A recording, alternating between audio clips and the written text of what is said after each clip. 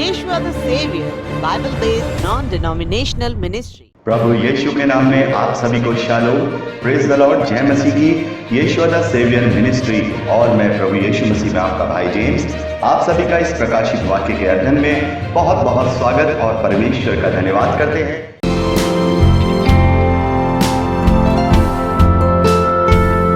मेरे प्यारे भाई बहनों, अब तक हमने प्रकाशित वाक्य में उसका 12वां अध्याय कंप्लीट किया था।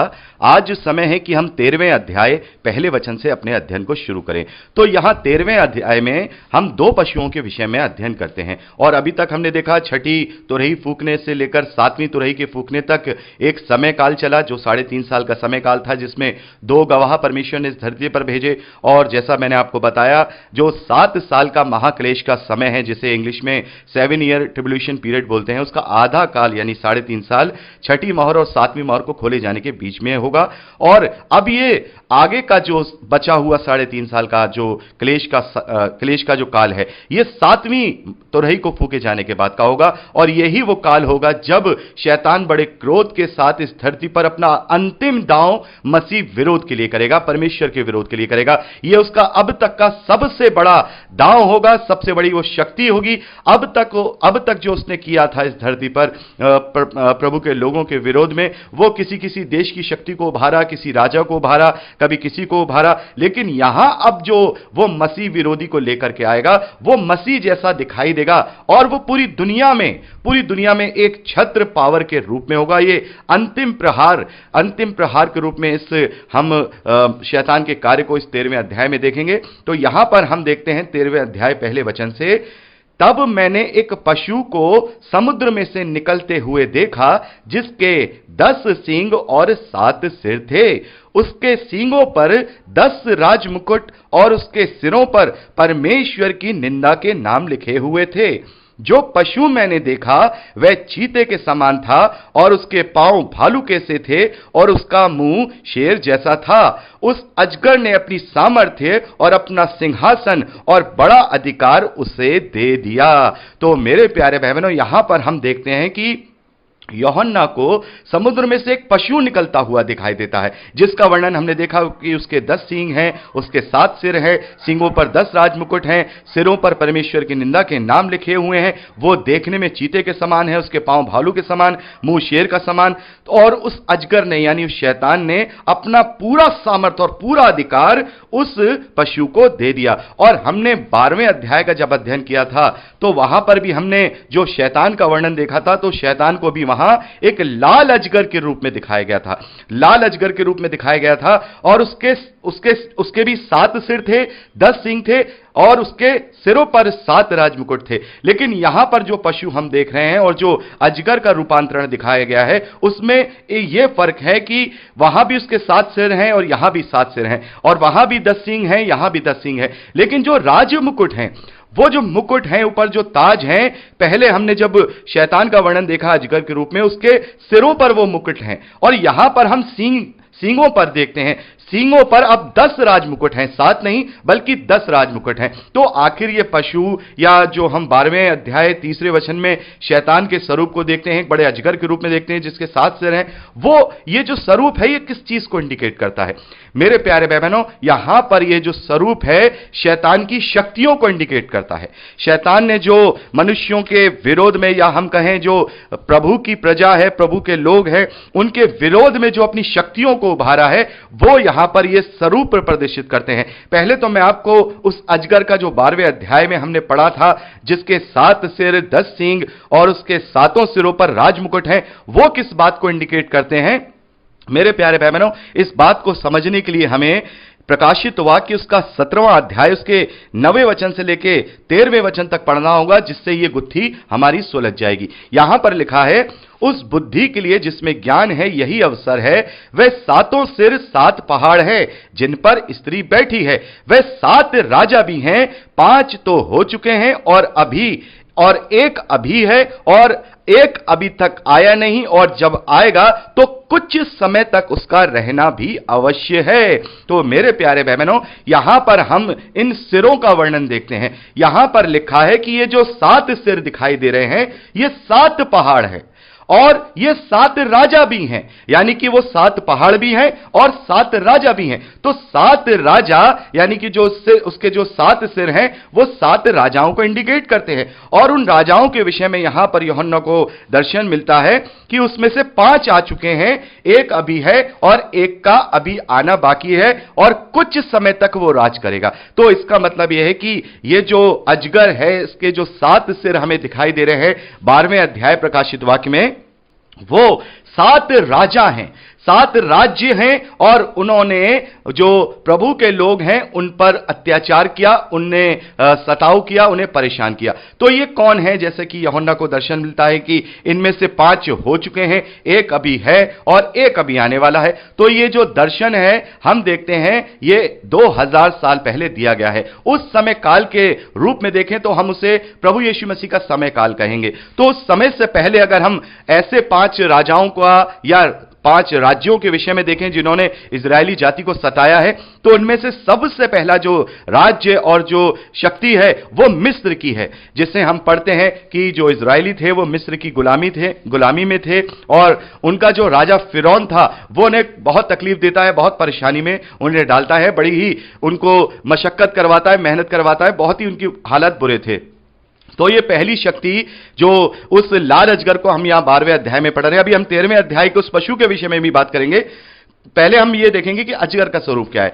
तो यहां पहला जो उसका सिर है वो मिस्र और फिरौन की शक्ति को दिखाता है और दूसरा जो राजा हुआ उसके बाद वो अशूर का राजा हुआ और जिसे हम असीरिया का राजा भी कहते हैं। और ये वो शक्ति थी जब वो समय समय पर इजरायलियों पर हमला करते थे, उन्हें परेशान करते थे और बहुत ज्यादा इनका वर्णन हम पुराने नियम में पढ़ते हैं। यह अशूर का साम्राज्य था। और उसके बाद हम देखते हैं तीसरा साम्राज्य जो बेबीलोन का साम्राज्य है, जिसके विषय में हम पुराने नियम में बहुत ज्यादा पढ़ते हैं। और बेबीलोन का जो राजा है नबूकदनेस्सर, उसने पूरे इजराइल पर कब्जा किया और जो मंदिर है उसे अपवित्र किया, बहुत सारी चीजें हम देखते हैं और बहुत ज्यादा जो इजरायली है उन्हें तंग किया, सताव किया और उन्हें बंधुआई में ले आया। और उसके बाद बेबीलोन के राज्य के बाद हम चौथे राज्य को देखते हैं, वो मादी और फरीसियों का राज्य है, जो कि हम दानियेल नबी की पुस्तक में भी जो उसके जो राजा हैं उनका हम वर्णन पाते हैं। जैसे साइरस द ग्रेट जो कि फारसियों का राजा उस समय हुआ करता था, आज से 2500 या 2600 साल पहले ये मादियों और फरीसियों का राज हुआ करता था। और जो इजरायली थे वो इन राज्यों में अलग अलग तितर बितर होकर रहा करते थे, कोई बंधुआई में था, कोई किसी और दूसरे हालात में था। तो यहां पर हम देखते हैं चौथा जो साम्राज्य है वो मादी और फारिसियों का यानी कि फरीसियों का राज्य था। और उसके बाद एक और राज्य उदय होता है जिसके विषय में हम प्रभु यीशु मसीह से लगभग 350 साल पहले वर्णन पाते हैं, वो है यूनान का राज्य यानी ग्रीस का राज्य। और इसमें जो राजा था इनका जिसका वर्णन हम सभी जानते हैं, जो सिकंदर द ग्रेट जिसे बोलते हैं, सिकंदर द ग्रेट जो था, जो इंडिया तक भी आया है, जिसने यहां पंजाब तक आकर के भी सारा लड़ाई झगड़ा किया पोरस राजा के साथ और फिर वो वापस लौटा और रास्ते में ही उसकी मृत्यु हो गई। और उसके बाद उसके 4 सेनापति जो थे उन्होंने आपस में जो यूनान का राज्य था वो आपस में बांट लिया। और जिसमें से एक सेनापति जिसका नाम सेल्यूकस है, जिसके विषय में हम जानते हैं कि वो यहां इंडिया में भी आया और यहां पर जो अशोक है, अशोक ग्रेट, उसके साथ उसने अपनी बेटी का विवाह भी किया, ये सब हम जानते हैं। और इसी सेल्यूकस के बेटे ने जो एंटिकस सोटर है उसने जो मंदिर है उसको अपवित्र भी किया था। ये खैर अलग विषय है, मैं आपको बताऊंगा। तो ये 5वां राज्य हम देखते हैं यूनान का राज्य, ये प्रभु यीशु मसीह से पहले जो है अस्तित्व में आया और वहां भी जो इजरायली थे वो भी उनके अंडर में ही रहा करते थे, बंधुआई में रहा करते थे। और उसके बाद जो साम्राज्य आया, उसके बाद साम्राज्य आया रोमन साम्राज्य, जो कि उस वक्त भी स्थापित था। प्रभु यीशु मसीह के समय में भी रोमी साम्राज्य था और जब ये दर्शन यूहन्ना को दिया जा रहा है जिस वक्त, उस वक्त भी रोमी साम्राज्य था और उसके बाद भी बहुत दिनों तक, बहुत सालों तक रोमी साम्राज्य इस धरती पर रहा। तो यहां पर जैसे अभी हमने पढ़ा कि 5 राज्य तो पहले हो चुके हैं, अभी एक है और एक आने वाला है। तो जो हो चुके राज्य हैं, जैसा हमने देखा, मिस्र, अशूर, बेबीलोन, फरीसियों का और यूनानी राज्य, ये 5 राज्य पहले हो चुके हैं। और जो उस वक्त है वो रोमन साम्राज्य है। और एक राज्य के विषय में यहां पर लिखा है कि वो अभी भविष्य में आएगा और उसका कुछ देर तक रहना जरूरी है। तो ये कौन सा राज्य है? मेरे प्यारे भाई बहनों, बहुत सारे जो स्कॉलर्स हैं वो जो इस्लामी राज्य है, ओटोमन का राज्य, जिसे हम देखते हैं जो मध्य पूर्व में बहुत बड़ा एक कट्टर एक पूरा वंश हुआ करता था, ओटोमन का, काफी सालों तक उन्होंने राज किया है। लेकिन यहां यह लिखा है कि यह जो राज्य होगा ये कुछ समय के लिए होगा। तो ऑटोमन का भी जो राज्य था वो इतना विश्वव्यापी नहीं था, या हम कहें तक कट्टर नहीं था, और उन्होंने ज्यादा, हम कहेंगे ज्यादा मसीह विश्वासियों पर या हम कहें इजरायलियों पर या यहूदियों पर अत्याचार नहीं किए थे। वो अपना राज करते थे और उनका अलग अलग तरीके का शासन था। वो काफी अपनी आधुनिक चीजों में मान्यता रखा करते थे। लेकिन एक राज्य था जो बहुत कम समय के लिए हुआ था। जैसा कि हम जानते हैं कि प्रभु यीशु मसीह से लगभग 600 साल के बाद इस्लामी जो रिलीजन है उसका उदय हुआ, जिसके नबी मोहम्मद हैं वो आए, और उसके बाद इस्लामिक रीजन शुरू हुआ। और उनके जो मोहम्मद साहब के बाद जो राजा हुआ करते थे उन्हें खलीफा कहा जाता था, जो कि पूरे मिडिल ईस्ट में उनका रीजन था, ईरान से लेकर के इधर ऊपर तक उनका रीजन था। और उसके बाद हम देखते हैं एक और इस्लाम में रीजन आया, जो 4 शुरुआत के खलीफा थे। उसके बाद जो खलीफा हुए वो उमाया डेस्टिनी के हुए, और ये जो उमाया डेस्टिनी के जो खलीफा हुए ये 681 से जो है अस्तित्व में आए, और लगभग इन्होंने 150 साल तक राज किया। और इन्होंने ही इनके जो शासक थे, इन्होंने ही बहुत ज्यादा मसीहों पर, बहुत ज्यादा हम कहेंगे यहूदियों पर अत्याचार किए। अत्याचार तो खैर पहले भी हुए थे, उस्मान के टाइम में भी हुए थे, और जो इस्लाम के खलीफा हैं, लेकिन हम देखते हैं कि इन लोगों ने ही ज्यादा और भी कार्य किए थे। जैसे कि मंदिर का जो स्थान है वहां पर हम देखते हैं कि उस समय तक तो मंदिर तो नहीं बना था, लेकिन एक बहुत बड़ा वहां पर एक चर्च जरूर बना हुआ था, एक जिसे कह सकते हैं कि एक मठ टाइप का था, जहां पर बाइबल की शिक्षाएं दी जाती थी, या वहां पर लोग अध्ययन किया करते थे। तो वहां उसे तुड़वा करके, जिसे हम आज यरूशलेम में देखते हैं, मंदिर के स्थान पे बना हुआ देखते हैं, जिसे मस्जिद अक्सा भी कहा जाता है, और इंग्लिश में उसे डोम ऑफ द रॉक कहा जाता है। तो ये वो राज्य था। तो ये ओटोमन का राज्य भी हो सकता है, लेकिन मेरी जो गणना है उसके हिसाब से, जो कि हम दानियल नबी की पुस्तक पढ़ते हैं, दानियल नबी की पुस्तक उसका 11वां अध्याय पढ़ते हैं, तो वो ओटोमन का राज्य नहीं है, बल्कि वो राज्य हम खिलाफत का राज्य, यानी कि इस्लामी राज्य, जो कि 681 के बाद से शुरू हुआ था। पहला राज्य नहीं, उसके बाद का, जो कि उमाया डेस्टिनी का है, उमाया वंश का है, उसमें से जो राज्य हुआ 150 साल का, वो ये 7वां जो शासन है, ये 7वां जो है राज्य है, इसको दर्शाता है। हमारे लिए तो ये सभी आज पूर्व के हो गए हैं। और जब हम आगे 17वें अध्याय को आगे पढ़ते हैं, तो वहां पर हम देखते हैं कि जो 10 सिंह तूने देखे हुए 10 राजा हैं, जिन्होंने अब तक राज्य नहीं पाया, उस पशु के साथ घड़ी भर के लिए राजाओं का सा अधिकार पाएंगे। ये सब एक मन होंगे और वे अपनी सारी सामर्थ्य और अधिकार उस पशु को दे देंगे। तो ये 8वां क्या होगा? ये 8वां जो शक्ति होगी ये अंत के दिनों में प्रकट होगी, जिसे हम एंटी क्राइस्ट या मसीह विरोधी कहते हैं, और इसी का वर्णन हम 13वें अध्याय में पाते हैं। तो अभी हमने क्या देखा? जो शैतान का हमने वर्णन देखा था, इब्लीस का वर्णन देखा था लाल अजगर के रूप में, जिसे हमने 12वें अध्याय 3रे वचन में पढ़ा था, जिसके 10 सींग और 7 सिर थे। तो मैंने आपको बताया कि उसके जो 7 सिर थे वो उसकी 7 शक्तियां थी, 7 राजाओं के रूप में, 7 साम्राज्यों के रूप में, जिन्होंने प्रभु के लोगों पर अत्याचार किया। अब ये जो 10 सींग दिखाई दे रहे हैं यहां 12वें अध्याय के 3रे वचन में, जो हम लाल अजगर देख रहे हैं, उसके जो 10 सींग दिखाई दे रहे हैं वो क्या है? क्योंकि यहां अभी हमने 13वें अध्याय में देखा कि जो 2 पशु हैं, उनमें भी एक जो पशु निकलता हुआ अभी देख रहे हैं पहले, दूसरे, तीसरे वचन में, उसके भी जो है 10 सींग हैं और 7 सिर है। तो ये 10 सींग क्या है मेरे प्यारे भाई बहनों? ये 10 सींग भविष्य में होने वाली वो पावर्स हैं जो शैतान उस मसीह विरोधी के समय में, यानी अंत के दिनों में इस्तेमाल करेगा मसीह विरोध के लिए। तो यहां पर हम देखते हैं कि अब अंत के दिनों में जो ये शैतान है, जैसा कि हमने अभी पढ़ा कि उसने अपना सारा सामर्थ्य और अपना सिंहासन और बड़ा अधिकार उस पशु को दे दिया। अब हम यहां 13वें अध्याय पहले वचन की बात कर रहे हैं मेरे प्यारे भाई बहनों, आप कंफ्यूज मत होइएगा। तो अब उस शैतान ने सारी चीजें इस दूसरे पशु को दे दी। तो ये जो पशु यहां पर दिखाई दे रहा है ये क्या है? हमने अभी अजगर का तो पूरा देख लिया कि ये जो लाल अजगर है ये पुरानी शक्तियां हैं, लेकिन अब जो अंत के समय में जो शक्तियां उभर रही हैं, ये जो पशु हैं जो हम देख रहे हैं कि वो चीते के समान है, उसके पांव भालू के समान है और मुंह शेर के जैसा है, और अजगर ने उसको सारी सामर्थ्य और अधिकार दे दिया। तो ये कौन सी ऐसी शक्तियां होंगी जो भविष्य में उभरेंगी मसीह विरोधी के रूप में? तो हमने देखा ये पूर्व में शैतान ने ये सारी शक्तियों को परमेश्वर के लोगों के विरोध में इस्तेमाल किया, और अब यही शक्तियां भविष्य में जब अंत के दिन आएंगे, या हम कहें अभी तो चल रहे हैं, लेकिन जब एंटी क्राइस्ट का समय आएगा या सातवीं तुरही फूंक दी जाएगी, तब ये शक्तियां एक बार फिर से शैतान उभारेगा। और यहां पर हम देख रहे हैं कि शैतान, यहां अजगर अपनी सारी सामर्थ्य और सिंहासन, उस अपना पूरा बड़ा अधिकार उस पशु को दे देता है। तो अब यहां जो हम पशु देख रहे हैं 13वें अध्याय पहले वचन से लेकर 30वें वचन तक, तो अभी एक पशु किस चीज को इंडिकेट करता है?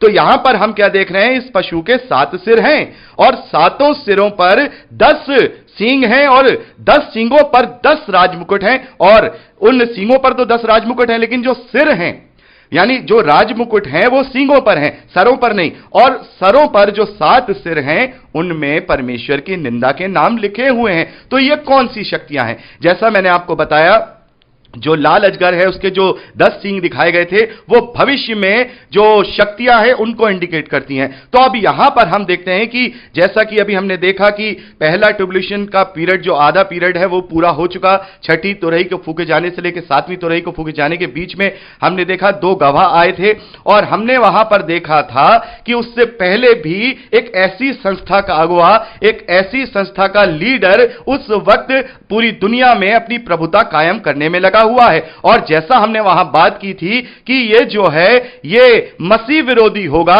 या मसीह विरोधी का एक तरह से जनक होगा। तो हम देखते हैं वो अताकुंड का राजा, जिसने उन 2 गवाहों को मार दिया था, और उसके बाद अद्भुत रीति से परमेश्वर ने उनके शवों को जीवित करके स्वर्ग में उठा लिया, जिससे पूरे जगह में, पूरी दुनिया में भय छा गया और लोगों ने परमेश्वर की महिमा की। तो हम यहां देखते हैं कि उस जो अताकुंड का जो राजा है, जो हम कहेंगे जो वो शख्सियत है, उसका जो प्रभाव था पूरी दुनिया में कम हो गया, और लोगों ने उसकी निंदा शुरू कर दी होगी, क्योंकि परमेश्वर का बड़ा कार्य उन लोगों ने देखा था। तो अब यहां पर हम क्या देख रहे हैं कि यहां उसके 7 सिर हैं।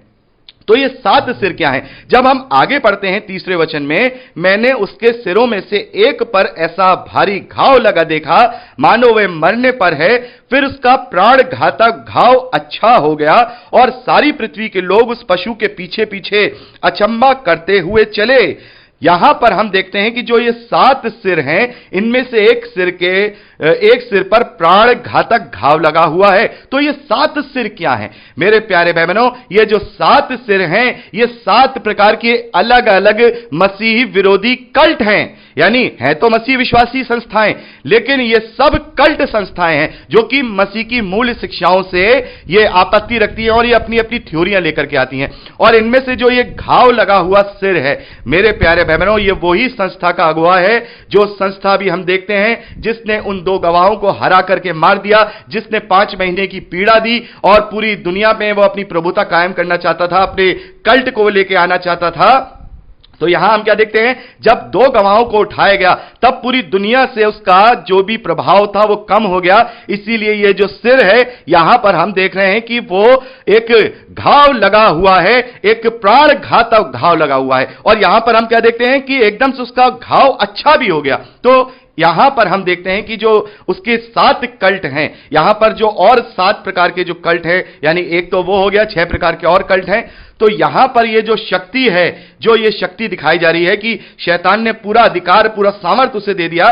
तो ये जो 10 सींग हैं, जिसपे 10 राजमुकुट हैं, ये जो राजमुकुट हैं, ये शासन को इंडिकेट करते हैं। यानी कि कोई ऐसे 10 देश होंगे इस पूर्वी, हम कहें मध्य पूर्व में या यूरोप में, और हो सकता है पूरी दुनिया में अलग अलग मिला करके। तो ये 10 देश या 10 जो हम कहेंगे शक्तियां होंगी जो इन कल्ट को सपोर्ट करेंगी, यानी इस गलत मान्यता को सपोर्ट करेंगी, इस संस्था को सपोर्ट करेंगी। तो मेरे प्यारे भाई बहनों, जैसा कि अभी हमने पढ़ा प्रकाशित वाक्य के 17वें अध्याय में, कि ये जो 7 सिर हैं, ये 7 पहाड़ियां भी हैं। तो ये जो देश होगा, ये जो कल्ट होगा, ये उस जगह से संचालित होगा जहां पर 7 पहाड़ियां हैं। और 7 पहाड़ियां कहां हैं मेरे प्यारे भाई बहनों? रोम में ये 7 पहाड़ियां पाई जाती हैं और उसे 7 पहाड़ियों का देश भी कहा जाता है। तो ये आकलन है, संभवतः वहीं से कोई ऐसा कल्ट उभरे, कोई ऐसा पोप उभरे, कोई ऐसा फादर उभरे जो एक नई तरीके की बातों को लेकर के आए, हिंसा वाली बातों को लेकर के आए। और यहां हम देखते हैं कि उसका प्रभाव कम हो गया है, लोगों ने उसकी बुराई की, उस सिर पर एक घाव लगा हुआ है, लेकिन वो तुरंत ठीक हो गया। क्यों? क्योंकि उसके सपोर्ट में शैतान खड़ा था, उसके सपोर्ट में शैतान के वो 10 शक्तिशाली राष्ट्र खड़े हुए थे। अब ये 10 शक्तिशाली राष्ट्र कौन हो सकते हैं? वो लोग जो इन संस्थाओं को सपोर्ट करने वाले हैं, इन संस्थाओं के पीछे चलने वाले हैं, उनके अगुवे इन संस्थाओं को मानने वाले हैं। तो यहां पर हम देखते हैं कि ये जो 10 सींग हैं, ये 10 शक्तियां हैं और इन 10 शक्तियों पे जो 10 राजमुकुट हैं, ये उनके अगुवे हैं। तो यहां पर हम क्या देखते हैं कि मसीह विरोधी का अब एक पूरा खाका तैयार हो गया है। अब ये सब एक हो गए हैं, अब ये अलग अलग नहीं रहे। यहां पर जो उसका रूप देख रहे हैं कि वो चीते के समान है, पांव भालू जैसे है और मुंह शेर जैसा है। तो दानिएल नबी की पुस्तक में जब हम अध्ययन करेंगे तो वहां पर हम देखेंगे दानिएल नबी को एक स्वप्न दिखाई देता है। तो वहां पर वो अलग अलग राज्यों को इंडिकेट करता है, जैसे शेर है, बैल है, अलग अलग राज्यों को इंडिकेट करता है। लेकिन अब ये जो पशु है, इसमें सारे पशु दिखाई दे रहे हैं, चीता दिखाई दे रहा है, शेर दिखाई दे रहा है, भालू दिखाई दे रहा है। तो इसका मतलब है कि समस्त विश्व की जो शक्तियां होंगी, जो उस वक्त उस संस्था को या अलग अलग संस्थाओं को सपोर्ट करेंगी, वो सब एक हो जाएंगी, सब एक हो जाएंगी। यानी कि जो 10 देश होंगे वो मिल करके एक राष्ट्र बन जाएंगे, या एक तरीके से देखा जाए वो पूरी रीति से सपोर्ट करेंगे।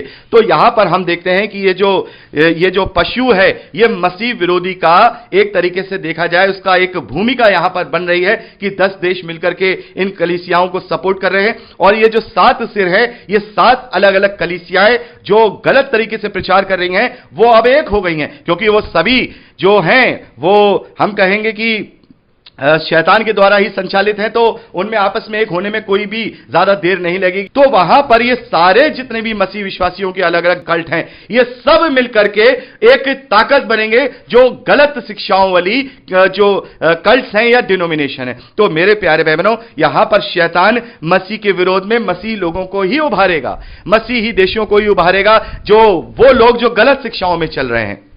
तो यहां अब सीधे सिंपल वे में आप यहां समझा दूंगा कि ये जो पशु हम देख रहे हैं, ये शैतान की वो बड़ी शक्ति होगी जो उस वक्त अंत के समय में शुरू करेगी, और वो सब मिल करके उस ऐसी भूमिका को तैयार करेंगे कि उनमें से ही एक एंटी क्राइस्ट उभरेगा जो पूरी दुनिया पर राज्य करेगा। तो यहां पर हमने देख लिया कि ये जो पशु है, ये बहुत बड़ी शक्ति है। ये जो 10 सींग हैं, ये अलग अलग 10 देश हैं या अलग अलग 10 देशों के प्रमुख या राष्ट्रपति हैं, या फिर हम प्रधानमंत्री भी कह सकते हैं, ये है। और ये जो 7 सिर है, ये 7 प्रकार की अलग अलग कलीसियाएं हैं जो अलग अलग कल्ट, अलग अलग डिनोमिनेशन की हैं, जो अब एक होकर के लोगों को भरमा रही हैं। अब ये एक मूवमेंट चलेगा, यहां पर ये मूवमेंट चलेगा, लोगों को भरमाया जाएगा, भरमाना शुरू किया जाएगा और बड़े पैमाने पर लोगों को वापस परमेश्वर के विरोध में किया जाएगा। क्योंकि जो 2 गवाह हैं, जब वो ऊपर उठाए गए तो लोगों में भय छा गया और लोगों ने परमेश्वर की महिमा की। अब ये जो 10 देश हैं और ये जो पूरी ये 7 कलीसियां एक साथ मिल गई हैं, अब ये इतना बड़ा मूवमेंट उस वक्त चलाएंगे कि लोग भरमाए जाएंगे। देखिए आगे लिखा है कि जैसे ही उसका प्राण घातक घाव अच्छा हो गया, सारी पृथ्वी के लोग उस पशु के पीछे पीछे अचंभा करते हुए चले। लोगों ने अजगर की पूजा की, क्योंकि उसने पशु को अपना अधिकार दे दिया था, और यह कहकर पशु की पूजा की कि इस पशु के समान कौन है, कौन इससे लड़ सकता है। यहां 5वें वचन में लिखा है, बड़े बोल बोलने और निंदा करने के लिए उसे एक ऐसा बड़ा मुंह दिया गया और उसे 42 महीने तक काम करने का अधिकार दिया गया। तो यह 42 महीने यानी कि 3.5 साल तक यह मूवमेंट चलेगा। कि लोग उस पशु के यानी उस शक्ति के, उस संगठन के, वो जो एक हो गए हैं, 10 देश, 10 कलीसियाएं, ये सब एक हो गए हैं जिन्हें शैतान ने उभारा है सच्चे मसीह विश्वासियों के खिलाफ। तो यहां पर एक ऐसा मूवमेंट 3.5 साल तक चलेगा कि लोगों को बहुतायत से भरमाया जाएगा और लोग उसकी बातों में आ जाएंगे, क्योंकि ये लोग ऐसी ऐसी छूट देंगे, ये लोग ऐसे ऐसे बाइबल के वचनों को बदल देंगे कि लोग इनकी तरफ अट्रैक्ट होंगे। जैसा कि आज भी हम देख रहे हैं, बहुत सारे ऐसे जो कल्ट हैं, डिनोमिनेशन हैं, वो लोग आजकल होमोसेक्सुअल शादियों को छूट दे रहे हैं। तो ये लोग क्या करेंगे, बाइबल की शिक्षाओं को पलटेंगे कि आप जो है शराब पी सकते हैं, आप गे शादी कर सकते हैं, जो समलैंगिक लोग हैं वो शादी कर सकते हैं, और बहुत सारी ऐसी चीजें जो मनुष्य इस संसारिक अभिलाषाओं में फंसकर करना चाहता है, ये उन्हें वैलिड करेंगे बिब्लिकल तौर पे। आप जरा सोचिए, यदि कोई बिब्लिकल तौर पे आपको ये वैलिड कर दे कि आप व्यभिचार कर सकते हैं, तो फिर आपको तो ये छूट मिल गई। और मनुष्य तो यही चाहता है कि उसको संसारिक अभिलाषाओं के लिए छूट मिल जाए। अब तो वो व्यभिचार करेगा ये सोच के कि परमेश्वर मुझे पाप में नहीं डाल रहा है। तो इसी प्रकार की जो मन भावनी बातें होंगी, वो उस वक्त ये कल्ट सब मिल करके निकाल करके लाएंगे, लोगों को भरमाएंगे, और लोग कहेंगे हां बिल्कुल सही, ऐसा ही है। जैसा आज भी एथियस्ट लोग वगैरह ये सब बातें करते हैं ना कि नहीं परमेश्वर नहीं है, ये सारी बातें अलग है, अलग अलग अपनी बुद्धि को चलाते हैं, तो वैसा ही उस वक्त भी होगा। उस वक्त फर्क ये होगा कि आज जो एथियस्ट यानी जो नास्तिक लोग हैं वो ये कहते हैं कि परमेश्वर नहीं है इसलिए हम सब कुछ कर सकते हैं, उस वक्त ये परमेश्वर के रूप को बदल के, परमेश्वर की शिक्षाओं को बदलकर अपने कल्ट को उभारेंगे।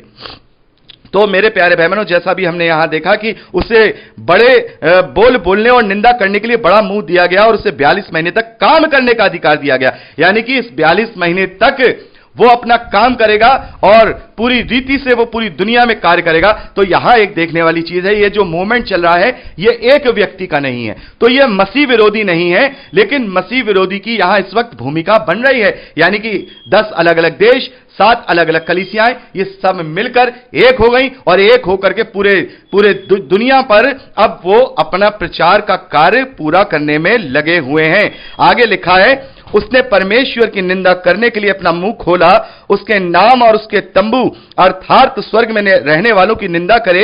उसे यह भी अधिकार दिया गया कि पवित्र लोगों से लड़े और उन पर जय पाए, और उसे हर एक कुल और लोग और भाषा और जाति पर अधिकार दिया गया। पृथ्वी के सब रहने वाले जिनके नाम उस मेमने के जीवन की पुस्तक में लिखे हुए नहीं थे, जो जगत की उत्पत्ति के समय से घात किया हुआ है, उस पशु की पूजा करेंगे। जिसके कान हो वह सुन ले।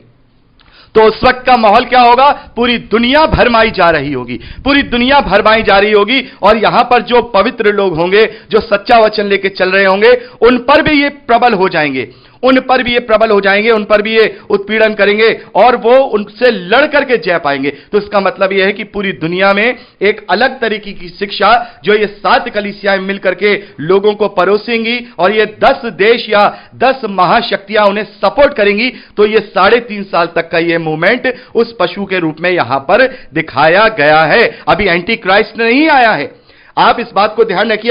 अभी ये एंटी क्राइस्ट नहीं है, लेकिन एंटी क्राइस्ट के आने की ये सारी भूमिका बन रही है। और जैसा आपने देखा, ये भूमिका कब से बनना शुरू हुई, जब जो 5वीं तुरही को फूका गया था और वो जो अता कुंड का राजा है उसने जो कार्य करना शुरू किया, वहां से ये मूवमेंट चला और चलते चलते चलते आज ये मतलब उस समय ये उस स्टेज पे पहुंच जाएगा कि जब मसीह विरोधी का आगमन हो जाएगा। तो ये 3.5 साल तक का कार्य चलेगा। इसे हम second period of tribulation time बोलते हैं, ट्रिब्यूलेशन पीरियड बोलते हैं, आगे का 3.5 साल का। और ये 3.5 साल खत्म होते ही हम देखेंगे कि अब मसीह विरोधी का आगमन होगा, जैसे हम 10वें वचन से आगे पढ़ते हैं। तो यहां पर हमने दो पशुओं में से पहले पशु यानी कि पहला अधिकार देख लिया, शैतान ने सारा अधिकार उसे दे दिया, और शैतान के अधिकार क्या क्या थे वो भी हमने देख लिए, जो 12वें अध्याय 3रे वचन में हमने पढ़े थे। तो मेरे प्यारे बहनों, अब यहां जो दूसरा पशु है उसको देखेंगे, जो कि असली एंटी क्राइस्ट है।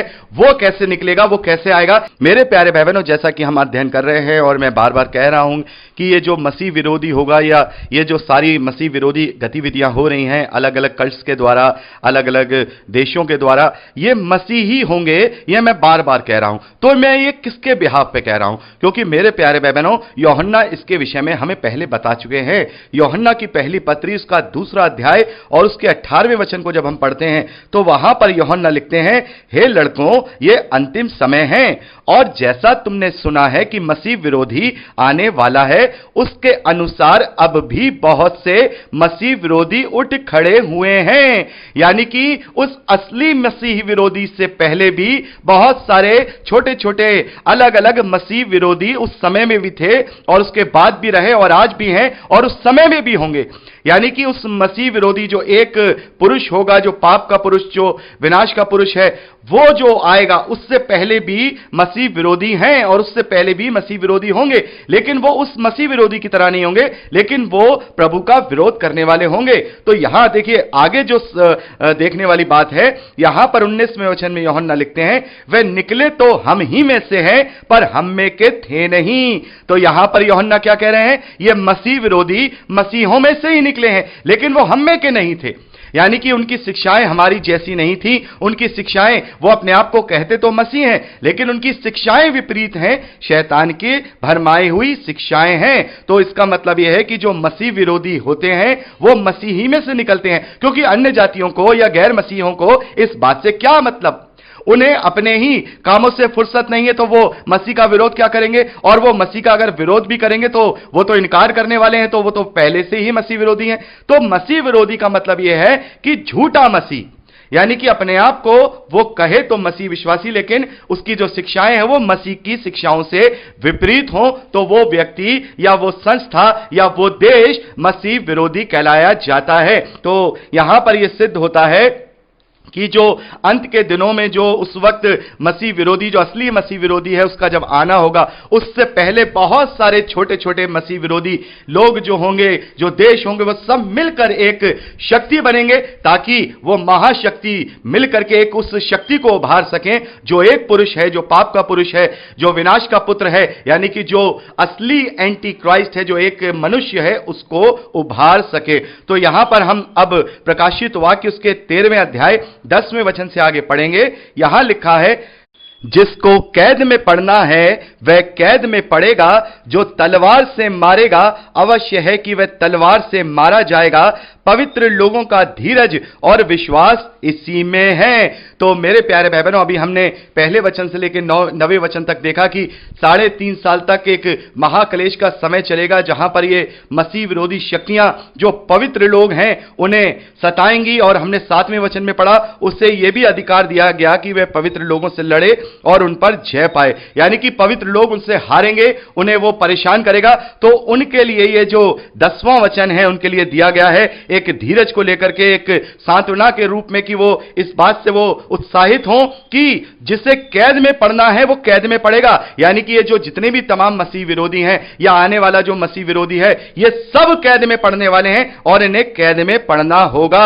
ये तलवार से मार रहे हैं, और अवश्य है कि ये भी तलवार से मारे जाएंगे, जैसा कि हम अभी आगे पढ़ेंगे 19वें अध्याय में, जब प्रभु यीशु मसीह अपनी महिमा में इस धरती पर अपने द्वितीय आगमन के साथ लौटेंगे। और वहां लिखा है कि उसके मुंह से चोखी तलवार निकलती है, जिनसे ये सबको मार देगा। यानी कि प्रभु यीशु मसीह अपनी उस चोखी तलवार से सबको नष्ट कर देगा जो उसके मुंह से निकलता है। तो उसी वजह से यहां लिखा हुआ है कि जो तलवार से मारेगा, यानी कि ये जो मसीह विरोधी हैं, जो अत्याचार कर रहे हैं, तुम पे जय पा गए हैं, तुम धीरज धरे रहो, अपने विश्वास में बने रहो। जो तलवार से मारेगा अवश्य है कि वह तलवार से मारा जाएगा। पवित्र लोगों का धीरज और विश्वास इसी में है। आगे 11वें वचन में हम देखते हैं, फिर मैंने एक और पशु को पृथ्वी में से निकलते हुए देखा, उसके मेमने के से 2 सींग थे, और वह अजगर के समान बोलता था। वह उस पहले पशु का सारा अधिकार उसके सामने काम में लाता था, और पृथ्वी और उसके रहने वालों से उस पहले पशु की, जिसका प्राण घाव अच्छा हो गया था, पूजा कराता था।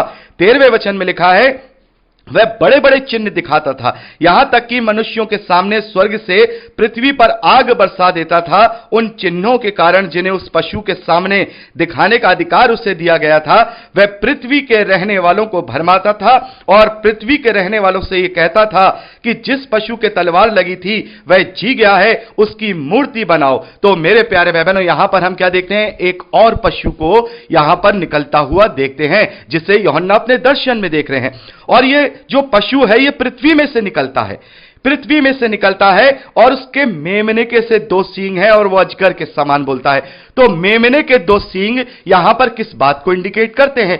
मेमना मेरे प्यारे भाई बहनों प्रभु यीशु मसीह को इंडिकेट करता है। तो इसका मतलब यह होगा कि ये जो 10 देश हैं और ये जो 7 कलीसियाएं हैं जो एक हो गई हैं, जिन्होंने 3.5 साल तक का मूवमेंट चलाया था, इनमें से ही एक प्रभावशाली व्यक्ति, एक पुरुष निकलेगा। एक पुरुष निकलेगा, वो बहुत ही प्रभावशाली पुरुष होगा। वो एक पुरुष निकलेगा, पृथ्वी में से निकलेगा, यानी वो नीचे से ऊपर की ओर उठेगा और उसका जो स्वरूप होगा, उसकी जो बातें होंगी वो प्रभु यीशु मसीह के जैसी होंगी। यानी कि वो अपने आप को ये इंडिकेट करेगा कि मैं मसीह हूं, मैं मसीह हूं, लेकिन वो असल में अंदर से भेड़िया होगा। यानी कि वो झूठा मसीह होगा, वो मसीह विरोधी होगा। यानी कि जो मसीह विरोधी होगा वो मसीह जैसा रूप धरेगा, वो मसीह जैसा रूप धरेगा। मेरे प्यारे भाई बहनों, शैतान हमेशा से ही परमेश्वर की बराबरी करता आया है और उसने शुरू से ही अपने आप को परमेश्वर की बराबरी में लेकर के आया। वो अपना सिंहासन परमेश्वर के सिंहासन से ऊपर रखना चाहता है। वो चाहता है कि लोग उसकी आराधना करें, उसकी तरफ चलें, उसके भरमाने में चलें, उसकी आज्ञा का माने। और जैसे कि हम देखते हैं कि परमेश्वर के पुत्र को इस धरती पर हम देखते हैं प्रभु यीशु मसीह के रूप में, वैसे ही यहां पर भी शैतान ने भी अपने पुत्र को मसीह विरोधी के रूप में यहां भेजा है। मतलब उसको हम कहेंगे भेजा तो नहीं है, लेकिन उभारा है। और यहां पर वो भी जो रूप ले रहा है वो प्रभु यीशु मसीह के समान रूप ले रहा है। यानी पूरी दुनिया इस कदर से भरमाई जाएगी कि अब लोग उसको मसीहा का दूसरा रूप मानने लगेंगे। जैसे कि आज भी कुछ एक कल्ट ऐसे अभी पाए जा रहे हैं, जिनमें से एक यरूशलेम माता वाला कल्ट है, जिसमें यह कहा जाता है कि उनका जो अगुवा है वो प्रभु यीशु मसीह का द्वितीय आगमन है। लेकिन यहां पर हम देखते हैं कि पूरी दुनिया पर उसका प्रभाव नहीं है। ऐसे बहुत सारे झूठे मसीह हैं जो ये क्लेम कर चुके हैं कि हम मसीहा का दूसरा आगमन है। एक और कल्ट है जिसे हम पूर्वी बिजली के नाम से जानते हैं, यह चाइना से संचालित है। यहां पर भी हम देखते हैं इसका जो अगुवा है इस बात को कहता है कि मेरा जो जन्म है वो मसीह का द्वितीय आगमन है। तो इनका ज्यादा लोगों ने विश्वास नहीं किया, इनकी जो परसेंटेज है वो बहुत कम है। लेकिन यहां जब हम देखेंगे आगे आने वाले समय में 10 शक्तियां, महाशक्तियां एक हो गई हैं, 10 कलीसियां एक हो गई हैं, सब मिलकर के एक हो गए हैं। तो उनमें से एक प्रभावशाली व्यक्ति अपने आप को यह क्लेम करेगा कि मैं मसीहा हूं। और यह भी हो सकता है मेरे प्यारे भाई बहनों, ये जो पहला हम जो देखते हैं 5वीं तुरही को फूके जाने के समय जो एक शख्सियत थी, और वो शख्सियत जो एक हम कहें संस्था का अगुवा है या एक शक्ति है, हो सकता है ये वही हो। अब इसको सारा का सारा अधिकार दे दिया जाए। हो सकता है अब ये जो 10 राष्ट्र हैं, ये जो 7 कलीसियाएं हैं, ये सबको मिलकर के एक अगुवे को नियुक्त करें। तो हो सकता है ये वो हो और हो सकता है ये कोई दूसरा भी हो। और ये जरूरी है कि ये जो एंटी क्राइस्ट होगा ये उस पशु के सिर से संबंधित रखता है जिसका सिर घाव से, प्राण घातक घाव से मरने पर था। तो इस बात का आप ध्यान रखिएगा। इसका मतलब यह है कि यह जो पुरुष होगा, यह जो प्रभु यीशु मसीह जैसा अपने आप को प्रेजेंट करेगा, जिसे हम असली मसीह विरोधी कहते हैं, यह जो होगा यह उसी कल्ट से संबंधित रखेगा। यानी कि यह उसी कल्ट में से निकलेगा जो अपने अंदर यह क्लेम करेगा कि मैं प्रभु यीशु मसीह हूं या मैं प्रभु का द्वितीय आगमन हूं, और लोग उसके द्वारा भरमाए जाएंगे। आगे लिखा है कि वह उस पशु का सारा अधिकार उसके सामने काम में लाता था। यानी कि सारा अधिकार पहले पशु का, यानी जो पहली शक्तियां थीं जो हमने देखा 3.5 साल तक काम किया, उन्होंने सबने मिलकर के इससे पूरा अधिकार दे दिया, जिसे हम वीटो पावर कहेंगे कि अब आप जो कहोगे वही होगा। और हम देखते हैं कि वो सारा अधिकार उनके सामने काम में लाता था और उस पशु की जिसके प्राण घातक घाव अच्छा हो गया था उसकी पूजा कराता था। यानी कि उस कल्ट की तरफ से उसका वो प्रचार करता था और लोगों में वो गलत शिक्षाएं भरमाई जा रही थी। यानी कि ये जो मसीह विरोधी होगा ये बहुत ही शक्तिशाली होगा, क्योंकि सारे 10 देश, सारे 7 कलीसियाएं, जितनी भी भ्रष्ट कलीसियाएं सब मिलकर के से सपोर्ट करेंगी। तो एक ये बहुत ही पावरफुल व्यक्ति होगा और ये झूठे चिन्ह भी दिखाएगा। यहां पर हम देखते हैं कि वह बड़े बड़े चिन्ह दिखाता है, यहां तक कि मनुष्यों के सामने स्वर्ग से पृथ्वी पर आग बरसा देता है। जिन चिन्हों के कारण जिन्हें उस पशु के सामने वो दिखाने का अधिकार दिया गया था, वह पृथ्वी के रहने वालों को भरमाता था। यानी कि वो बड़े बड़े चिन्ह भी दिखाएगा, और इसके विषय में प्रभु यीशु मसीह भी कह चुके हैं। मत्ती का सुसमाचार 24वें अध्याय में हम पढ़ चुके हैं कि वो बड़े बड़े चिन्ह दिखाएगा, और हो सकेगा तो वो चुने हुओं को भी भरमा देगा। उस वक्त बहुत सारे चुने हुए उसके बहकावे में आएंगे और उसकी गलत शिक्षाओं को मानेंगे, उसके झूठे कल्ट को मानेंगे, और वो मसीह का दूसरा रूप उसे समझने लगेंगे, और वो उस शिक्षाओं को, उन कल्टों को उनके ऊपर थोपेगा, उनसे कहेगा कि तुम इसकी पूजा करोगे, मतलब इसको मानो, इस संस्था के तुम मेंबर बनो, और तुम इस संस्था के पीछे चलने वाले लोग बनो। तो ये इस तरीके से वहां पर कार्य करेगा। आगे लिखा है, उन चिन्हों के कारण जिन्हें उस पशु के सामने दिखाने का अधिकार उसे दिया गया था, वह पृथ्वी के रहने वालों को भरमाता था, और पृथ्वी के रहने वालों से कहता था, जिस पशु को तलवार लगी थी वह जाग गया है, इसकी मूर्ति बनाओ। यानी कि अब इसकी मूर्ति बनाओ। उसे उस पशु की मूर्ति में प्राण डालने का अधिकार दिया गया कि पशु की मूर्ति बोलने लगे, और जितने लोग उस पशु की मूर्ति पूजा ना करें वह मरवा डाले। तो मेरे प्यारे भाई बहनों, जैसा कि हमने देखा, कि हमने पढ़ा कि जो यूहन्ना है उन्हें एक दर्शन मिलता है, उन्हें नापने का एक सरकंडा दिया गया, और मैंने आपको बताया कि वहां पर वो एक ऐसी घृणित चीज खड़ी की जाएगी, और हम इसके विषय में दानियेल नबी की पुस्तक में भी पढ़ते हैं, और प्रभु यीशु मसीह ने भी मत्ती के सुसमाचार 15वें वचन में कहा कि जब तुम उस घृणित वस्तु को खड़ा हुआ देखो जिसकी चर्चा दानियेल नबी ने की है, तब तुम समझ जाना कि अब बिल्कुल अंत का समय है। तो यहां पर हम जो ये मूर्ति खड़े होने की बात कर रहे हैं, तो ये एक्चुअली ये हो सकता है कि उस कल्ट का बहुत बड़ा सिंबल कोई हो, कोई बहुत बड़ा सिंबल, जैसे हमारा चर्च का सिंबल क्रॉस है, हो सकता है इस कल्ट का कोई दूसरा सिंबल हो सकता है क्रॉस की तरह ही दूसरा सिंबल हो, ये उसकी तरह एक कोई बहुत बड़ा सिंबल खड़ा किया जाए, जैसे हम इंडिया में देखते हैं सरदार वल्लभ भाई पटेल की बहुत ऊंची मूर्ति खड़ी की गई है। हो सकता है क्यों ये यरूशलेम में उस जगह पे जहां मंदिर है, वहां पर ये बहुत बड़ा हेडक्वार्टर या बहुत बड़ा अपना एक चर्च जिसे कह सकते हैं, जिसे बहुत बड़ा एक संगति का एक हेडक्वार्टर वो निर्माण किया जाए। तो यहां पर हम देखेंगे कि वो मसीह विरोधी जो होगा, वो सारी पावर को लेकर के पूरी दुनिया पे पावर का अपना कब्जा कर लेगा, पूरी दुनिया पर उसका कब्जा होगा, पूरी दुनिया में वो सबसे बड़ी पावर होगा। जैसे आज भी हम देखते हैं अमेरिका है, वो सुपर पावर है, ज्यादातर देश उसकी बातों को मानते हैं और ना चाहते हुए भी मानते हैं। तो ये जो शक्ति होगी, ये जो एंटी क्राइस्ट होगा, इसकी पावर अमेरिका से भी बहुत दुगनी होगी, 4 गुना 5 गुना, और सभी इसके अंडर में होंगे। जो ये कह देगा सारे देश उसे सर झुका करके मानेंगे, इसकी इतनी बड़ी पावर होगी, क्योंकि 10 बड़े बड़े देश इसे सपोर्ट कर रहे होंगे। मेरे प्यारे भाई बहनों, दुनिया भर की जो आबादी होगी वो ज्यादा से ज्यादा इसकी मान्यता वाली होगी, इसके पीछे चलने वाली होगी। तो इसकी वजह से हम देखते हैं कि इसकी जो पावर होगी वो बहुत ही ज्यादा होगी, पूरी दुनिया में एक छत्र राजा की तरह इसकी पावर होगी, और ये वहां पर ये घृणित वस्तु को खड़ा करेगा। दानियेल नबी की पुस्तक के अनुसार हम देखते हैं कि वो घृणित वस्तु है वो वहां खड़ी की जाएगी। तो ये घृणित वस्तु यहां पर वो खड़ी करेगा, जिसे यहां मूर्ति के रूप में बताया गया है। यहां जो ये मूर्ति बताई गई है, ये जो यहां सिंबल बताया गया है, तो इसका हेडक्वार्टर, इस कलीसिया का या इस पंथ का जो हेडक्वार्टर है, उसका निर्माण यरूशलेम पे शुरू किया जाएगा।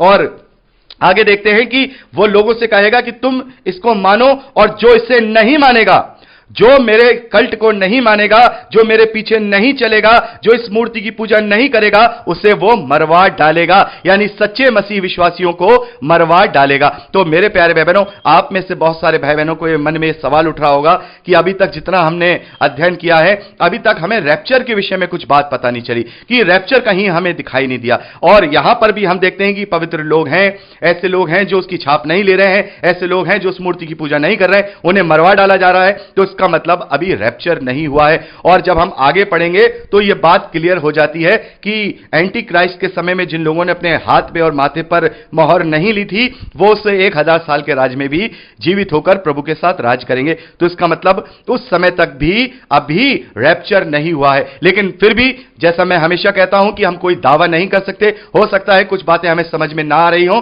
तो यह भी हो सकता है कि रैप्चर कभी भी हो जाए, लेकिन ज्यादातर जो संभावनाएं हैं वो यही हैं कि जब मसीह विरोधी आएगा उसी वक्त उसी वक्त प्रभु यीशु मसीह अपनी कलीसिया को इस धरती से उठा के ले जाएंगे और वो उनके साथ बादलों में मिलेगी।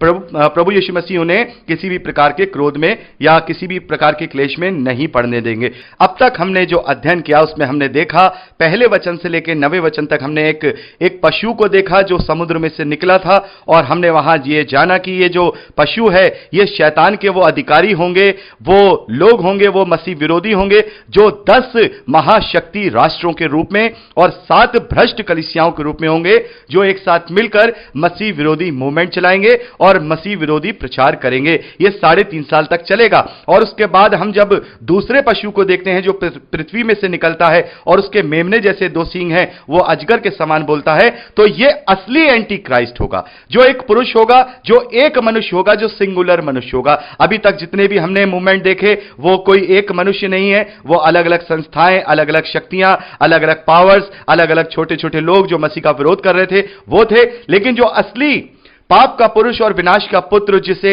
असली मसीह विरोधी के विषय में हम जानते हैं, जिसे हम इंग्लिश में एंटी क्राइस्ट कहते हैं, ये वो होगा जो एक सिंगल पुरुष होगा, जो प्रभु यीशु मसीह के समानता में अपने आप को मसीह कहेगा, यानी कि वो अपने आप को मसीह क्लेम करेगा, जैसा कि मैंने आपको बताया। और उसके पास पूरी दुनिया में इतनी ताकत होगी कि उसकी सारी जो पावर्स है पूरी दुनिया में चला करेगी, क्योंकि जैसा मैंने आपको बताया 10 बड़े राष्ट्र अगर किसी को सपोर्ट करें तो वो शक्ति कोई छोटी मोटी शक्ति नहीं होती है। और यहां पर अब ये सब मिलकर के उसे वीटो पावर दे देंगे, उसे सारे तमाम अधिकार दे देंगे कि अब वो जो करेगा वो ही माना जाएगा। और हम देखेंगे कि ये जो मसीह विरोधी है ये वहां पर यानी यरूशलेम में एक बड़ी मूर्ति की स्थापना करेगा, या हम कहें घृणित वस्तु की स्थापना करेगा, या वो कोई सिंबल होगा, या फिर वो कोई हेडक्वार्टर होगा, या उसका कोई चर्च होगा जहां पर वो मेन अपना वहां सभा लगाएगा या कुछ भी करेगा, लेकिन वो मसीह विरोधी का बहुत बड़ा सिंबल होगा, जिससे लोग जो है बहुत ही माना करेंगे और वो कहेगा कि भाई इसकी पूजा करो या इसकी मान्यता करो। और जो लोग उसका विरोध करेंगे, क्योंकि जो सच्चे मसीह विश्वासी होंगे वो तो विरोध करेंगे, वो तो समझ जाएंगे कि भाई ये घृणित वस्तु है, हमें इसको नहीं मानना है, ये गलत पंथ है, तो वो उन्हें मरवा डालेगा। जैसे हमने अभी पढ़ा कि उस पशु की मूर्ति में प्राण डालने का अधिकार दिया गया कि पशु की मूर्ति बोलने लगे और जितने लोग उस पशु की मूर्ति की पूजा ना करें उन्हें मरवा डाले। तो ये सिंबॉलिक लैंग्वेज में लिखा हुआ है, सचमुच में कुछ बोलने नहीं लगेगा। बोलने लगेगा मतलब यह है कि उसको इतना वहां पर वो इतनी शक्तिशाली चीज बना रहा होगा कि पूरी दुनिया के लोग उसका सपोर्ट करेंगे कि हां यह चीज बननी चाहिए।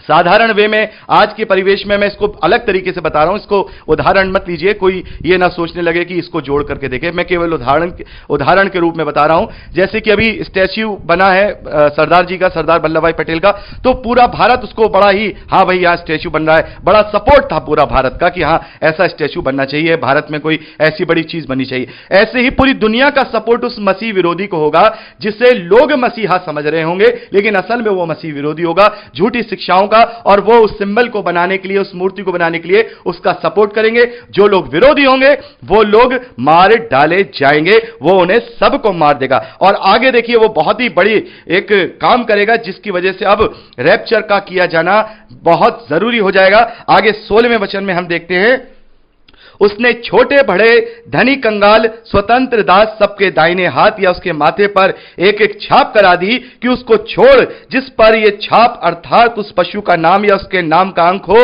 अन्य कोई लेन देन ना कर सके। तो मेरे प्यारे भाई बहनों, अब ये जो मसीह विरोधी होगा अब ये नया उत्पीड़न शुरू करेगा। अभी तक तो वो क्या कर रहा है कि लोगों से कह रहा है कि भाई इसे मानो, तो लोग मान रहे हैं तो वो छोड़ दे रहा है, वो नहीं मान रहे हैं तो उन्हें मरवा डाल रहा है। तो हो सकता है उस वक्त ये हो कि लोग झूठे मुंह से मान ले रहे हो जान बचाने के लिए और अंदर के दिल से नहीं मान रहे हो, और वो कहे कि भाई तुम इसे मानते हो, वो कहेगा हाँ मानते हैं, तो उसे छोड़ दिया गया। लेकिन असलियत में वो नहीं मानता है, तो इसने एक नया तरीका निकाला। इसने ये नया तरीका निकाला कि अब इसने पूरी दुनिया में एक नया कानून निकाल दिया। यह नया कानून यह है कि हर एक के हाथ पे या माथे पर एक छाप दी जाएगी, या हम कहें कोई चिप लगाई जाएगी, या कोई ऐसा कोई वो सिस्टम निकालेगा जिसके द्वारा ही जो लोग होंगे वो लेन देन कर पाएंगे। तो मेरे प्यारे भाई बहनों, यानी कि पूरी तरह से जो करेंसी होगी वो भी अपने अंडर में ले लेगा। जैसे कि यहां हम देखते हैं कि डॉलर भी है, पाउंड्स भी है, रुपया भी है और दूसरी करेंसियां भी हैं, तो ये चलती हैं। उस वक्त ये सारी करेंसी खत्म करके एक करेंसी कर देगा, जिसे हम कहते हैं कि या तो कोई ऐसा डेबिट कार्ड होगा या कोई कार्ड होगा या कोई चिप होगी, जिसके द्वारा ही लेन देन किया जाएगा। कोई सामान खरीदना है, सामान बेचना है, कोई कैश नहीं देगा, कोई नगद नहीं देगा, सब कुछ इसके द्वारा हो जाएगा। तो मेरे प्यारे भाई बहनों, ये बहुत बुरा समय आएगा, ये बहुत बुरा समय होगा जब मसीह विश्वासी इस बात को जो स्वीकार नहीं करेंगे, अपने हाथ पे और अपने माथे पे छाप नहीं लेंगे, क्योंकि यदि इन्होंने अपने माथे पर और अपने हाथ पर इसकी छाप ले ली तो फिर वो पवित्र आत्मा की छाप से विहीन हो जाएंगे। और इसी के विषय में हम 20वें अध्याय में भी पढ़ते हैं, जब 1000 साल का राज्य प्रभु यीशु मसीह करेंगे, तो वहां इनके विषय में वर्णन किया गया है कि वो लोग जिन्होंने उस पशु की छाप अपने हाथ और माथे पर नहीं ली थी, वो लोग भी जीवित होंगे पहले पुनरुत्थान के लिए और प्रभु के साथ 1000 साल का राज्य करेंगे। तो यहां पर हम देखते हैं ये बहुत बड़ा अब उस वक्त मूवमेंट ये चलाएगा और जो मसीह विश्वासी होंगे उनमें खलबली मच जाएगी। और ऐसा मान लीजिए अगर आप और मैं उस समय हुए तो हम क्या करेंगे? हम तो घबरा जाएंगे, क्योंकि हम कैसे काम करेंगे, कैसे अपने बच्चों की फीस जमा करेंगे, कैसे खाना खाएंगे, कैसे कारोबार करेंगे, कैसे हम नौकरी भी करेंगे, तो हमें वो छाप लेनी ही पड़ जाएगी। तो ये वो समय होगा कि अब किसी भी हाल में मसीह विश्वासी के पास ऑप्शन नहीं होगा, या तो वो मर जाए या फिर वो छाप ले ले। क्योंकि अगर छाप ले लेगा तो वो मसीह विरोधी हो जाएगा, और अगर छाप नहीं लेगा तो बेचारे का लेन देन बंद है, उसके पास पैसा नहीं, टका नहीं, नौकरी नहीं, अपने बच्चों को खाना कहां से खिलाए, खुद कहां से इस दुनिया में सरवाइव करे। तो ये वो समय होगा कि अब कोई ऑप्शन नहीं होगा, अब कोई ऑप्शन नहीं होगा मसीह विश्वासियों के पास। तो अब प्रभु यीशु मसीह के पास एक ऑप्शन जो उसने रखा है वो ये होगा कि वो अपनी कलीसिया को इस क्लेश से बचा के बादलों में उठा ले। तो इसीलिए मैं कहता हूं कि ये वो समय होगा कि प्रभु यीशु मसीह अपने लोगों को इस क्लेश में नहीं पड़ने देगा। यानी कि जब ये आदेश पारित करेगा, जब ये आदेश पारित करेगा और लोगों को सता रहा होगा, लोगों को मारने की कोशिश कर रहा होगा, तो जितने लोग उसके द्वारा मारे गए होंगे और जो लोग परेशान हो गए होंगे, लेन देन की वजह से तकलीफ में होंगे, उस वक्त प्रभु यीशु मसीह अपनी कलीसिया को बादलों पे उठा के ले जाएगा। और यही वो समय होगा जब रैप्चर किया जाएगा। क्योंकि अभी हम 14वें अध्याय में आगे रैप्चर के विषय में पढ़ेंगे, 14वें वचन से। अभी तक हमने रैप्चर के विषय में कोई बात नहीं पढ़ी, लेकिन अब रैप्चर करना जरूरी है, क्योंकि अब इसके अलावा मसीह विश्वासियों के पास कोई चारा नहीं होगा। यदि उन्हें उठाया नहीं गया तो फिर वो छाप लेंगे, और अगर छाप ली तो फिर वो मसीह विश्वासी नहीं रहेंगे, और अगर छाप नहीं ली तो फिर वो किसी भी प्रकार का लेन देन नहीं कर पाएंगे। तो ये बहुत ही भयानक स्थिति होगी मेरे प्यारे भाई बहनों, ये बहुत ही भयानक स्थिति होगी। आज के परिवेश में मैं आपको एक सिंपल भाषा में समझाना चाहता हूं, आप समझ पाएंगे। अगर मान लीजिए कल गवर्नमेंट ये ऐलान कर दे कि भाई जो लोग तिरुपति बालाजी मंदिर में जाकर के माथा टेकेंगे और उनको वो चिप दिया जाएगा और वो चिप उनके हाथों में लगा जाएगा, वो इस दुनिया पूरे भारत में काम कर सकते होंगे, व्यापार कर सकते होंगे, नौकरी कर सकते होंगे। तो आप क्या करेंगे उस वक्त? आप क्या करेंगे उस वक्त? आप परेशान हो जाएंगे। अगर आप वहां जाके माथा टेकेंगे तो आपके माथे पे उसकी छाप लग जाएगी। तो ये मैं उदाहरण दे रहा हूं, आप ऐसा मत सोचिए कि मैं ऐसा कुछ होने जा रहा है। हमें परमेश्वर धन्यवाद है, अभी इंडिया में ऐसा कुछ भी नहीं होने जा रहा है, ना ही होने की कोई संभावना है, क्योंकि हम सेकुलर देश में रहते हैं। मैं केवल एक उदाहरण के तौर पे आप लोगों को समझा रहा हूं कि उस वक्त यह माहौल होगा। तो यह उस समय होगा जब वो अपनी छाप, अपने नाम की और अपने अंक की छाप उस वक्त लोगों के माथे पर और दाहिने हाथ पर लगाएगा, और जो कोई लगवाएगा तो वो लेन देन कर पाएगा, नौकरी कर पाएगा, और जो नहीं लगवाएगा वो मार डाला जाएगा, या फिर वो भूखा रहेगा, तो या फिर वो नौकरी वोकरी कुछ नहीं कर पाएगा। तो ये बहुत ही भयानक समय होगा। आगे 18वें वचन में लिखा है, ज्ञान इसी में है कि जिसे बुद्धि हो वो इस पशु का अंक जोड़ ले, क्योंकि वह मनुष्य का अंक है और उसका अंक 666 है। तो यहां पर उसका एक सिंबॉलिक तरीके से एक अंक भी यूहन्ना को बताया गया है। उस मसीह विरोधी का जो अंक होगा वो 666 6 यानी कि 666 होगा।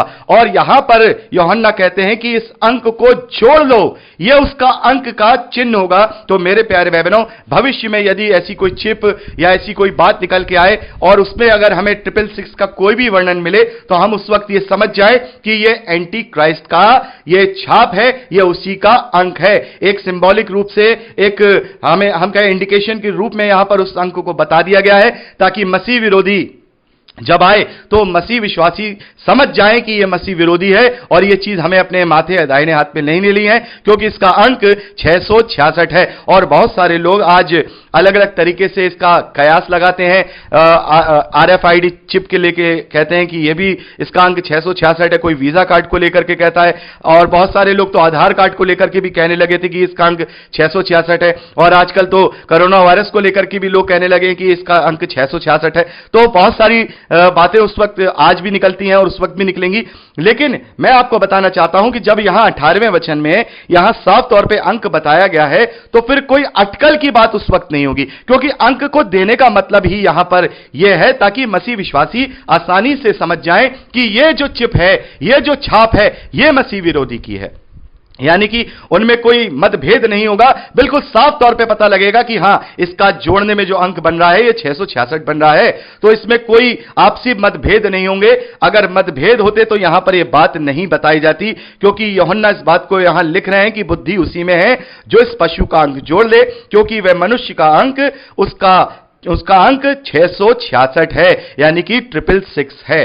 तो मेरे प्यारे भाई बहनों, यहां पर हमने मसीह विरोधी का वर्णन देखा, और ये वो समय होगा जब बिल्कुल अंत का दिन खत्म हो जाएगा। 7 साल का ट्रिब्यूलेशन पीरियड बीतने के बाद यह मसीह विरोधी आएगा और इस प्रकार से पूरी दुनिया में मसीह का विरोध करेगा और अपनी छाप को लगाना चाहेगा, उस मूर्ति की पूजा कराना चाहेगा, और जो लोग नहीं करेंगे उन्हें वो मरवा डालेगा। लेकिन परमेश्वर का धन्यवाद है कि परमेश्वर ने हमें क्रोध के लिए नहीं वरन उद्धार के लिए ठहराया है, और प्रभु ऐसे वक्त में अपने लोगों को नहीं छोड़ेंगे और वो उन्हें अपने साथ बादलों में उठा ले जाएंगे। तो मेरे प्यारे भाई बहनों, यहां पर हमने 13वें अध्याय का अध्ययन किया। हमने देख लिया मसीह विरोधी कौन है। मसीह विरोधी से पहले जो मसीह विरोधी संगठन है, जो मूवमेंट है, वो क्या है, उससे पहले भी हमने देख लिया 2 गवाहों के रूप में जो 3.5 साल का जो हम देखते हैं पीरियड है। तो एक ओवरऑल तरीके से मैं आपको दोबारा से रिपीट कर देना चाहता हूं कि कैसे कैसे अंत के दिनों में इन वचनों के अनुसार होगा। हम देखेंगे पहला, एक कोई शक्ति उठेगी जो कि इस धरती पर अपना प्रभाव डालने की कोशिश करेगी, जो अतः कुंड का राजा है। 5वीं तुरही को फूके जाने में जो पीड़ा होगी उसी के द्वारा दी जाएगी। उसके बाद देखते हैं उसी शक्ति के द्वारा बहुत ही बड़ा आतंकवाद का हम वहां रूप देखते हैं कि 20 करोड़ से भी ज्यादा जो फौज है दिखाई देती है, वो समस्त मानव जाति में ऐसा आतंकवाद फैलाएंगे कि वहां पर हम देखेंगे 1/3 मनुष्य मारे जाएंगे। और उसके बाद 7वीं तुरही फूकी जाएगी, और 7वीं तुरही को फूके जाते ही 3.5 साल का महाक्लेश का समय लगेगा, जिसमें परमेश्वर अपने 2 गवाहों को इस धरती पर भेजेगा। वो 3.5 साल तक भविष्यवाणियां करेंगे, और साथ ही जो मसीह विरोधी शक्ति होगी, जो अतः कुंड का राजा होगा, वो उनका विरोध करेगा, उन पर जय पाकर के उन्हें मार देगा, और पूरी दुनिया के देखते देखते ही वो जिंदा हो जाएंगे, बादलों में उठाए जाएंगे, और एक बार फिर से सब परमेश्वर की महिमा करेंगे। और इस प्रकार से उस शक्ति को बहुत बड़ा झटका पड़ेगा। और फिर उसके बाद हम देखेंगे अगला जो 3.5 साल का पीरियड है, वहां पर हम देखते हैं कि 10 बड़े राष्ट्र एक हो जाएंगे।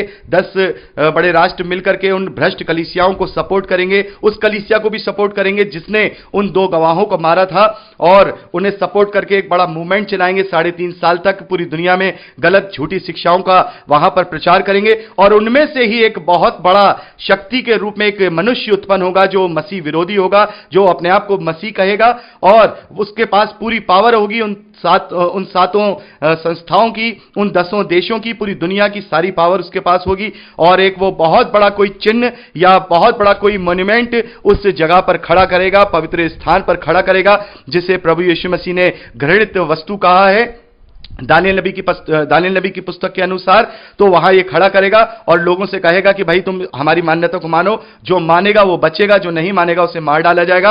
और फिर उसके बाद वो अंतिम हथियार निकाल के लाएगा कि वो हर एक मनुष्य के माथे पर और दाहिने हाथ पर अपने अंक की छाप लगाएगा, कि जो कोई उसकी छाप लेगा वो ही इस दुनिया में लेन देन कर पाएगा, नौकरी कर पाएगा, व्यापार कर पाएगा। इस प्रकार से वो सारी चीजें करेगा, और वही समय होगा जब कलीसिया प्रभु से मिलेगी, यानी रैप्चर किया जाएगा। तो ये सारी बातें हमने एक के बाद एक देख ली और ये अब ये सारे फेस खत्म हो गए हैं। मेरे प्यारे भाई बहनों, रैप्चर होते ही जैसे मैंने आपको बताया कि हम 3 चरण में इसका अध्ययन करते हैं। पहला चरण हमने देखा पहली मोहर को खोले जाने से लेकर छठी मोहर, फिर हमने दूसरा चरण देखा जो 7वीं मोहर को खोले जाने से लेकर के जो छठी तो रही है फूके जाने तक का समय, और जो आखिरी चरण या आखिरी फेस हमने देखा 7वीं मोहर को फूके जाने के बाद का, जो कि ये मसीह विरोधी का जो समय है, या हम कहें छठी मोहर को फूके जाने के बाद का वो भी ट्रिब्यूलेशन पीरियड हम इसमें ही काउंट करेंगे। ये 7 साल का ट्रिब्यूलेशन पीरियड, महाक्लेश का समय, और उसके बाद ये एंटी क्राइस्ट, और फिर ये रैप्चर। और रैप्चर होते ही मेरे प्यारे भाई बहनों, रैप्चर होते ही तो सब कुछ अब खत्म, यानी कि अनुग्रह उठा लिया गया, मसीह की कलीसिया उठा ली गई। अब तो केवल इस धरती पर क्रोध और केवल क्रोध ही बाकी रहेगा, जिसके विषय में अभी हम आगे 16वें अध्याय में पढ़ेंगे। परमेश्वर के अंतिम 7 प्रकोप के कटोरों के विषय में हम देखेंगे, इस धरती पर डाले जाएंगे। बहुत सारी बातें हैं, कैसे उस एंटी क्राइस्ट का जो साम्राज्य है वो खत्म होगा, नेस्तनाबूत होगा। कैसे हम देखेंगे कि जो रैप्चर के विषय में भी यहां पर बताया गया है, और उस समय क्या क्या चीजें होंगी। बहुत कुछ ऐसी हैं जो बहुत ही दिलचस्प चीजें हम देखेंगे अभी 14वें अध्याय 15वें अध्याय में। और उसके बाद 7 कटोरों का जो वर्णन है वो बहुत ही दिलचस्प है कि वो कैसे कैसे प्रकोप परमेश्वर के द्वारा वहां डाले जाएंगे, कैसे मसीह विरोधी का साम्राज्य खत्म होगा और कैसे उसका साम्राज्य गिरा दिया जाएगा। 17वें अध्याय के अनुसार बड़ी वेश्या का हम वहां वर्णन देखते हैं, बेबीलोन का पतन, कैसे उसका पूरा उस देश का, उस साम्राज्य का पतन होगा। यीशु मसीह का द्वितीय आगमन फिर हम देखेंगे। तो मेरे प्यारे भाई बहनों, जैसा कि मैं आपको पहले भी बता चुका हूं कि रैप्चर और द्वितीय आगमन ये दोनों अलग अलग घटनाएं हैं। तो इस समय तो रैप्चर किया जाएगा, और इसके बाद जब प्रकोप के कटोरे पूरे डाल दिए जाएंगे इस धरती पर, तब प्रभु यीशु मसीह महिमा में इस धरती पर अपने द्वितीय आगमन के साथ अपने पूरे लोगों के साथ इस धरती पर आएंगे, और उसके मुंह से जो चोखी तलवार निकलेगी वो उन सभी मसीह विरोधियों को नष्ट और खत्म कर देगी। तो मेरे प्यारे भाई बहनों, हमने यहाँ पर 13वें अध्याय का अध्ययन कंप्लीट कर लिया है। अगर आपको ये संदेश अच्छा लगा है तो इसे ज़्यादा से ज़्यादा शेयर करिए, कमेंट करिए, लाइक करिए, और अगर आप हमारे चैनल में नए हैं तो सब्सक्राइब ज़रूर कर लीजिए और ऑल के बटन को भी दबा दीजिएगा। तो आज के लिए इतना ही। मिलते हैं अगले शुक्रवार को अध्याय 14 उसके पहले वचन के अध्ययन के साथ। तब तक के लिए प्रभु यीशु मसीह में जड़ पकड़ते हुए उसी में फलवंत होते जाइए। यीशु के सामर्थी नाम में आमीन। Praise the Lord. जय मसीह की।